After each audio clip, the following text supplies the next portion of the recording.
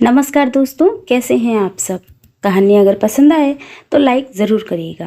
बेटा, हमारा एक्सीडेंट हो गया है। मुझे ज़्यादा चोट नहीं आई, पर तेरी माँ की हालत गंभीर है। कुछ पैसों की ज़रूरत है और तेरी माँ को खून चढ़ाना है। 62 साल के किशोर जी ने अपने बड़े बेटे से फ़ोन पर कहा, पापा मैं व्यस्त हूँ आजकल, मेरा आना ना हो सकेगा। मुझे विदेश में नौकरी का पैकेज मिला है तो उसी की तैयारी कर रहा हूँ। आपका भी तो यही सपना था ना, इसलिए हाथ भी तंग चल रहा है। पैसे की व्यवस्था कर लीजिए, मैं बाद में दे दूंगा।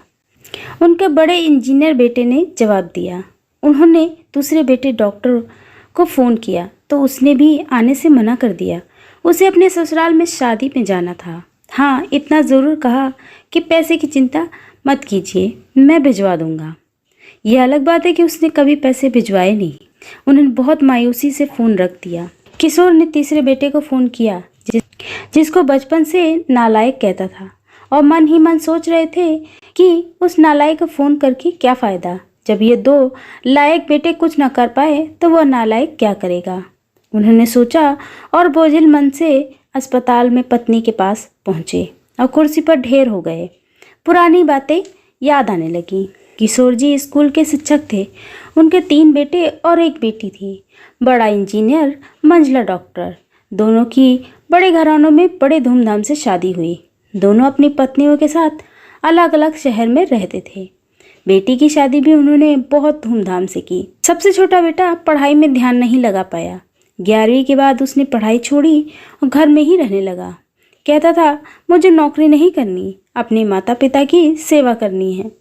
पर मास्टर साहब उससे बहुत नाराज रहते थे। उन्होंने उसका नाम नालायक रख दिया था। दोनों बड़े भाई पिता के आज्ञाकारी थे, पर वह गलत बात पर उनसे बहस कर बैठता था। इसलिए किशोर जी उसे पसंद नहीं करते थे। जब किशोर जी रिटायर हुए तो जमा पूंजी कुछ भी नहीं थी। सारी बचत दोनों बच्चों की उच्च शिक्षा और बेटी की शादी में खर्च हो गई। शहर में एक घर, छोटी जमीन और गांव में थोड़ी सी जमीन। घर का खर्च उनके पेंशन से चल रहा था।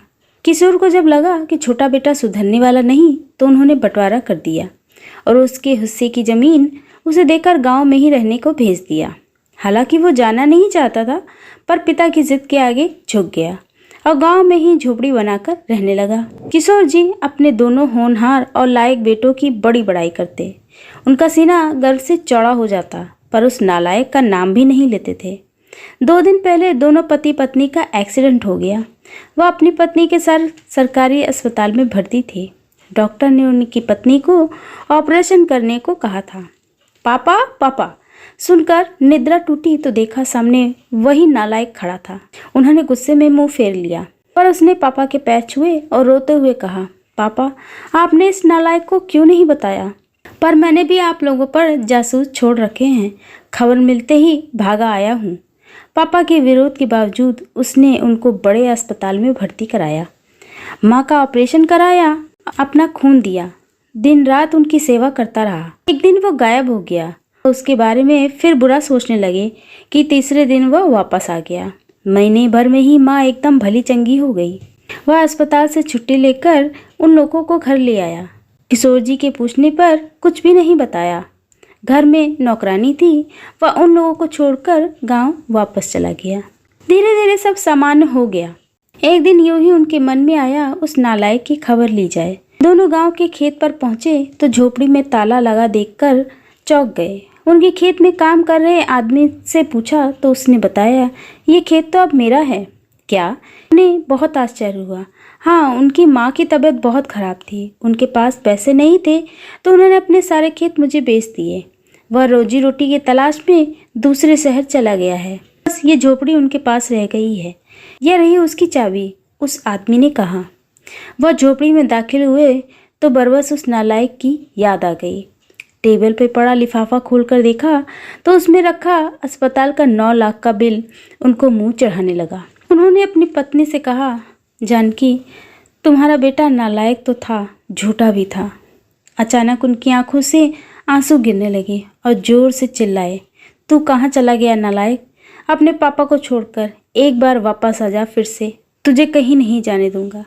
उनकी पत्नी के आंसू भी बहे जा रहे थे और किशोर जी को इंतजार था अपने नालायक बेटे को अपने गले से लगाने का। सचमुच बहुत नालायक था वो। ये कहानी सुनते वक्त अगर आपकी आंखें भी नम हो तो समझ जाना आपके अंदर भी एक नालायक है। दोस्तों, ये कहानी आपको कैसे लगी कमेंट में ज़रूर बताइएगा, और चैनल को सब्सक्राइब नहीं किया है तो प्लीज़ कर लीजिए। तो मिलते हैं एक नई कहानी के साथ, तब तक स्वस्थ रहें, मस्त रहें। धन्यवाद।